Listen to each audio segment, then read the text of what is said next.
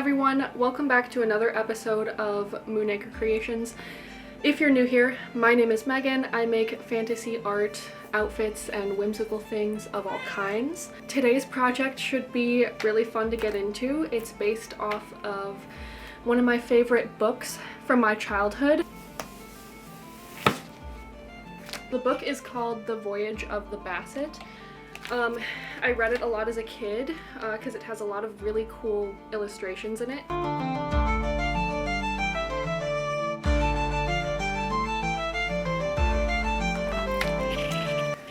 So as you can see in the picture, there's like this really gorgeous teal, like seafoam green fairy, and I just thought the stars on her sleeves and everything are so cute.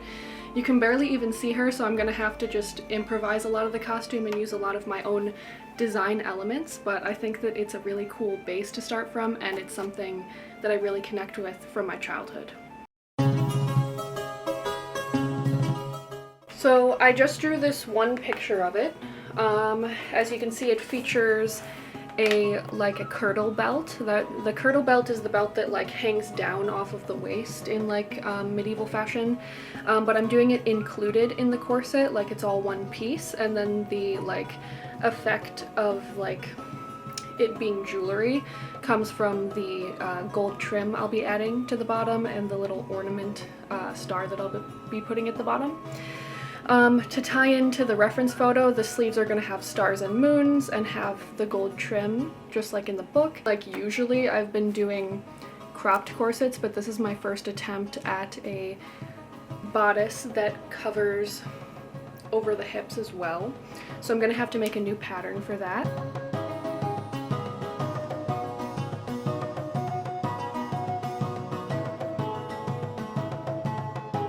I'm going to use my corset or bodice pattern from other projects that I always use. It's perfectly fitted to me, but I'm going to have to just add like hips on the bottom and the front part that hangs down. So how I'm doing that is I'm going to trace the original pattern and then just add some symmetrical angles to the bottom and then hold it up and see how I like the fit and then make a mock-up at the end.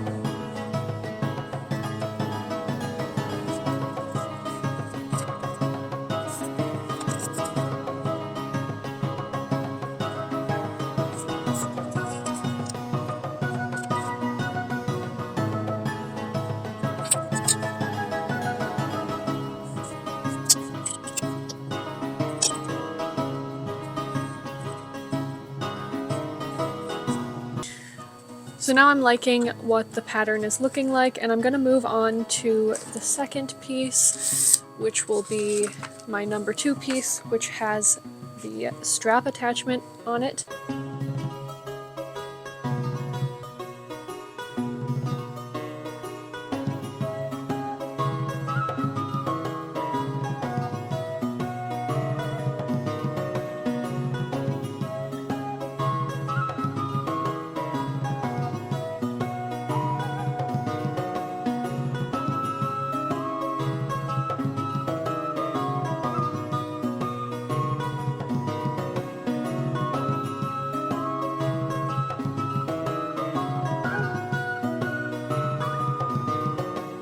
Okay, so this is what I've got now. I think it's going pretty well. I'm going to continue to add the pieces of the top corset and keep lengthening them on the bottom and adding more and more space until I feel like it's fitting around the body correctly to make room for this petticoat.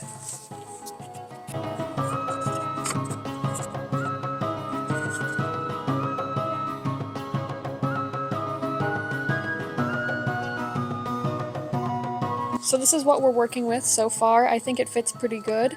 It's meeting up well on the side seam and I like the length of it, so I'm going to move on to making the back.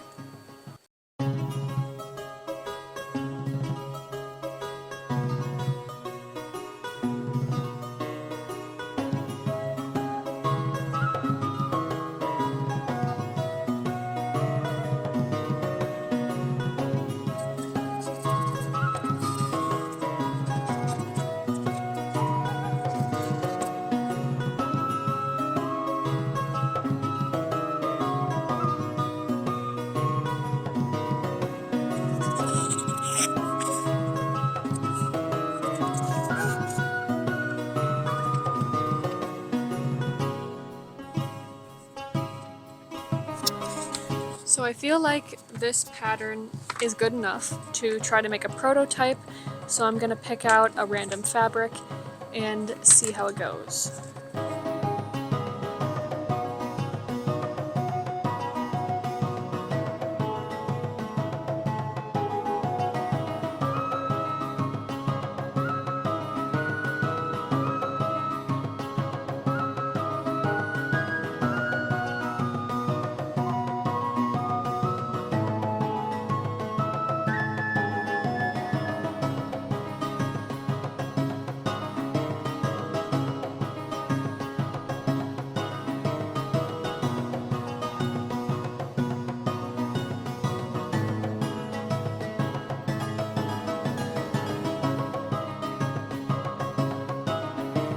So here is the completed pattern. It turned out pretty well. I think I'll actually use it to make another dress because I fully finished it.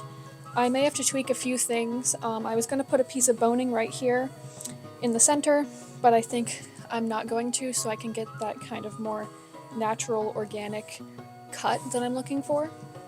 Some of the pattern pieces, like the number 2 piece, and I think the number 3 piece, the corner is too sharp, which is causing it to bunch up a little bit right at the natural waist line. So when I remake the pattern, I'm going to have to make it more of a curve instead of like a sharp angle.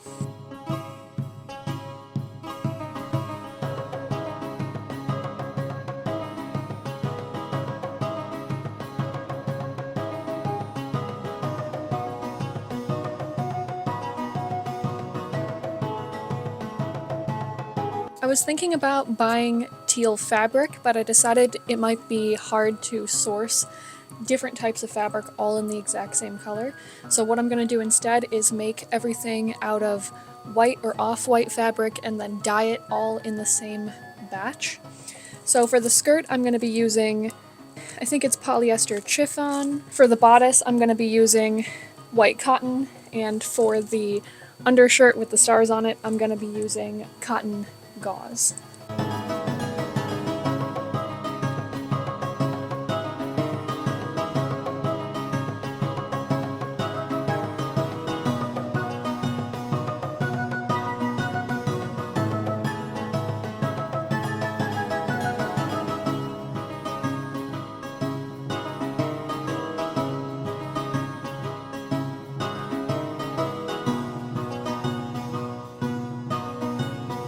So now moving on to making the actual piece, I'm just going to be taking my pattern pieces and lining them up exactly and then sewing right on the line. Something to always be careful about that I've learned is to make sure that they're lined up perfectly by putting a pin through the line on both sides, especially on the corners of the pattern piece, because corsets or bodices have to be perfect or they're going to turn out really weird.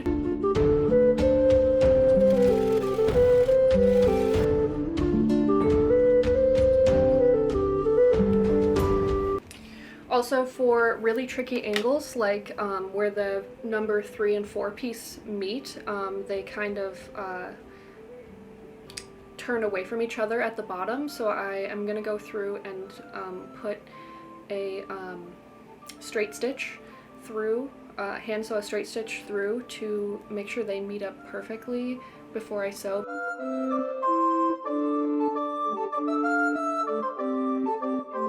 My normal procedure is to make 2 sets of all of the pattern pieces and then sew each side together. It'd be the fashion fabric and the lining side, and then iron all the seams flat and then put them together with wrong sides out, and then sew along the top to close that, and then flip it so that the right sides are out, and then sew along the seams of each pattern piece to close up the corset or bodice. Then on the pattern piece lines, right next to them parallel is where the boning channels will go, and then also on each pattern piece I'll usually put a diagonal boning channel as well to give it that extra BBL-ness.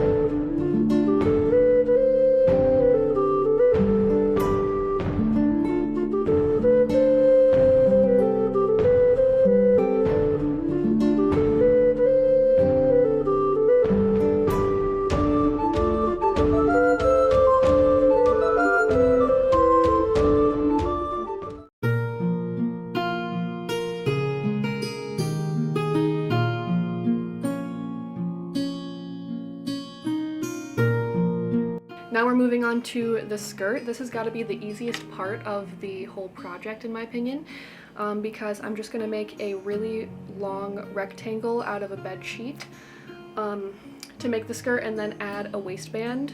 So I'm going to take a queen bed sheet and cut it in half, just fold it in half and cut on the line. Just got my big, my super long rectangle.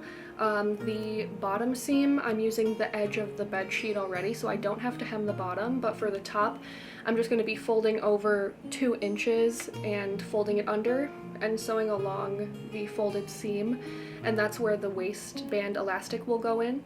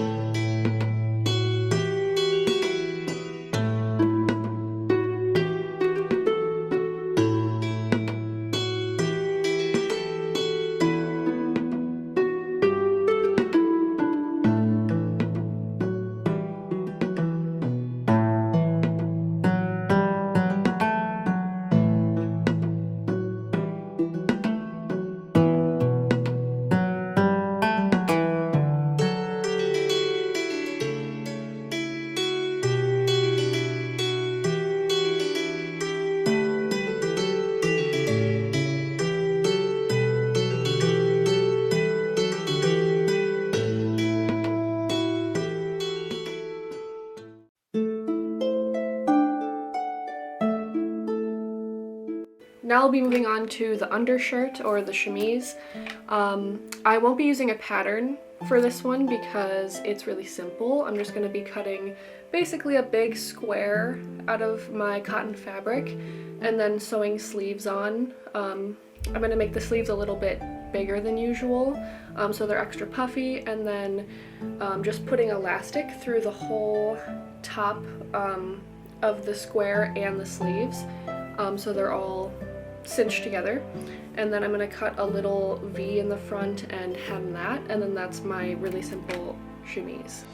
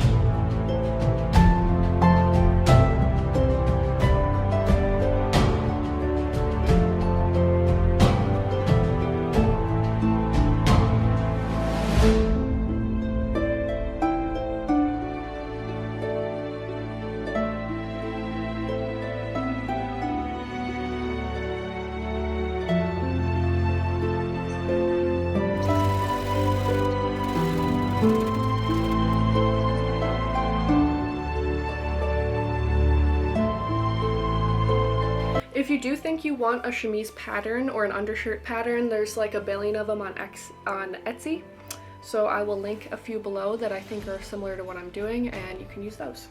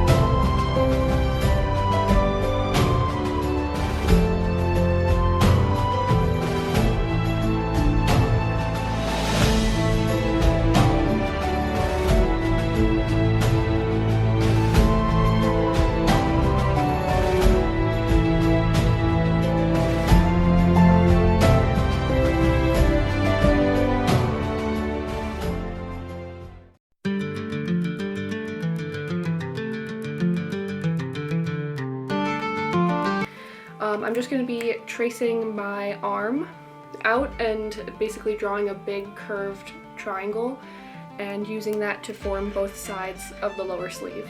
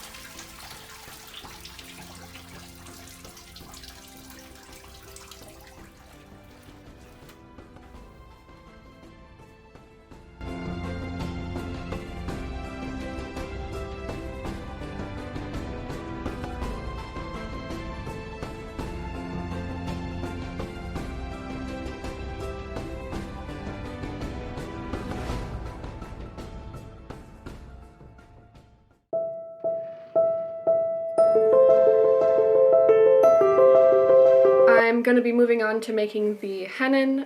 If you follow me on TikTok, you know I've made about 1 billion Hennins in my day. So it's pretty routine, but what I'm going to be doing is cutting out 2 big triangles with a curved bottom. When it comes together, the hat size is going to be 22 inches, which is what I use for all my Hennins because it's pretty standard. but I'm going to be putting the 2 pieces of fabric on either side of a piece of 926 extra firm interfacing and ironing the bottom so that it is fitted around the interfacing.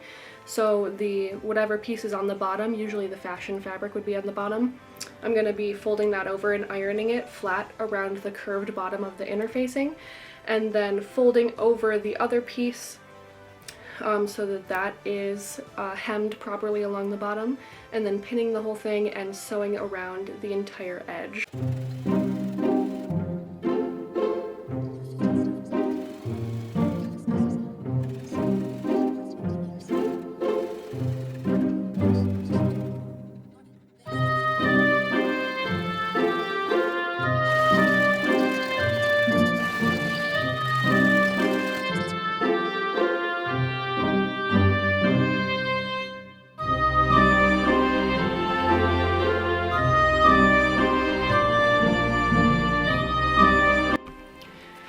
I'm also going to be sewing a sleeve for the wooden dowel that goes in the back of the Hennin.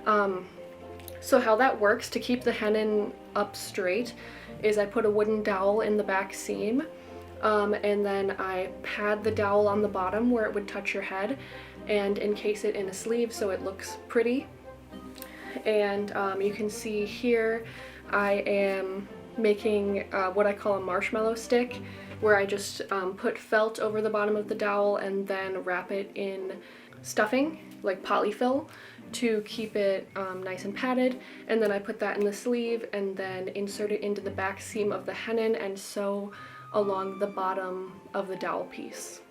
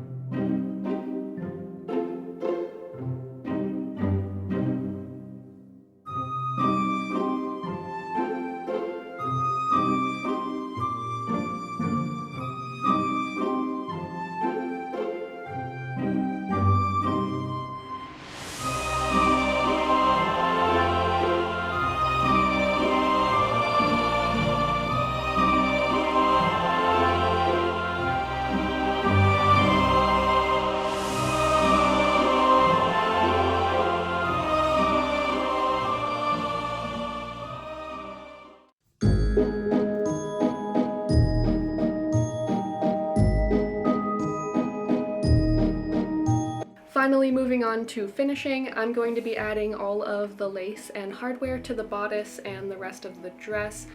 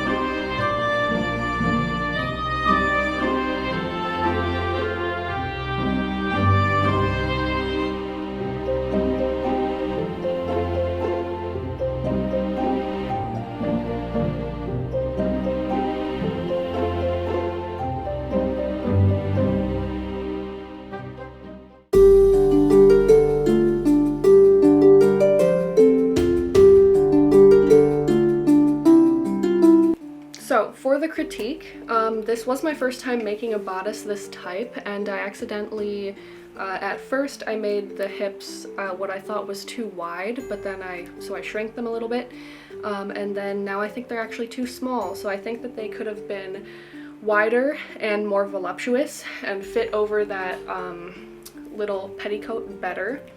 So if I do this design again, which I probably will because I do like how it looks, but I need to tweak it a little bit to make it more flattering, I think. Also, the Rit dye, when I dyed a piece as big as the skirt, I had a few areas where the dye sunk in too much and kind of stained the bottom of the skirt.